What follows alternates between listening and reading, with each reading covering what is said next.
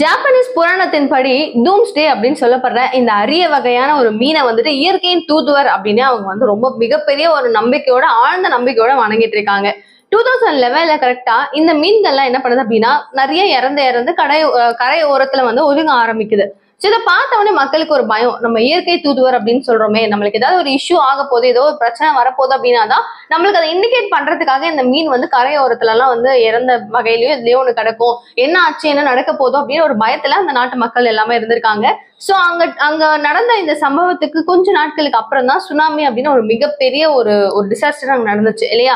இதுல அவங்க எந்த அளவுக்கு உருக்குலைஞ்சாங்க, எப்படி அதுல இருந்து மீண்டு வந்தாங்கன்றது எல்லாருமே நம்ம பார்த்துட்டு தான் இருந்தோம். அண்ட் இந்த மாதிரி ஒரு இஷ்யூ இருக்கு, இது ஒரு மித்துன்றதை தாண்டி, அதாவது மூட நம்பிக்கைன்றதை தாண்டி ரியாலிட்டிக்கா நடந்திருக்கேன் அப்படின்ற ஒரு பயத்துல அவங்க இருக்காங்க. சோ இப்ப என்ன இதை பத்தி டாபிக் அப்படின்னு கேட்டீங்கன்னா, டூம்ஸ்டே அப்படின்னு சொல்லப்படுற இந்த ஒரு மீன் என்ன ஆகுது அப்படின்னா மெக்சிகன் பசிபிக் ஓஷன் சைட்ல நிறைய இறந்த வனம் கிடக்குது அப்படின்னு சொல்றாங்க. இது கிட்டத்தட்ட வந்து பாத்தீங்கன்னா 35 அடி நீளம் வரைக்கும் வளரும். இது வந்து அதனுடைய விங்ஸ் இருக்கும் இல்லையா, அதெல்லாம் ஆரஞ்சு கலர்ல, அந்த மீனே வந்து ஒரு மாதிரி ப்ளூ கலர்ல ஒரு அப்பியரன்ஸ் இருக்கு. அதை பார்க்கும் போதே ஒரு மாதிரி டிஃப்ரெண்டா இருக்கு. எப்படின்னா அந்த ரிப்பன் எல்லாம் கட்டுவோம்ல தலையில, சோ அது எவ்வளவு அளவுக்கு இருக்கும் அதே மாதிரி பட்டையா பயங்கர நீளமா இருக்கு. சோ இந்த மீன் வந்து அப்படின்னா 56 அடி, ஓகேவா, 56 அடியில இருந்து 300 அடி வரைக்கும் ஆழத்துல வாழுமா கடல்ல.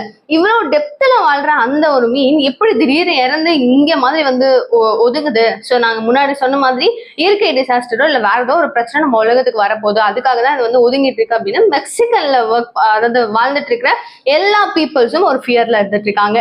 சோ இது ஒரு பக்கம் வந்து சயின்டிபிக்கா பார்க்கும் போது என்ன இதெல்லாம் யோசிச்சுட்டு இருக்கீங்க, கடல் அப்படின்னும் போது நிறைய வேவ்ஸ் நிறைய வைப்ரேஷன்ஸ் பொதுவா இருக்கிற ஒரு விஷயம்.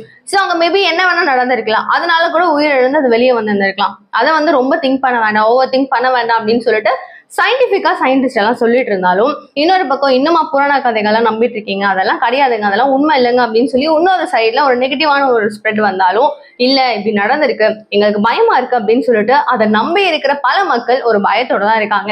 சோ இது வந்து இந்த மாதிரி விஷயங்கள் நம்ம கேட்கும் போது இது வந்து உங்களுக்கு என்ன தோணுது? மேபி இது மித்தா தான் இருக்கும், அதாவது மூட நம்பிக்கை தான் இதெல்லாம் அப்படின்னு நீங்க நினைக்கிறீங்களா?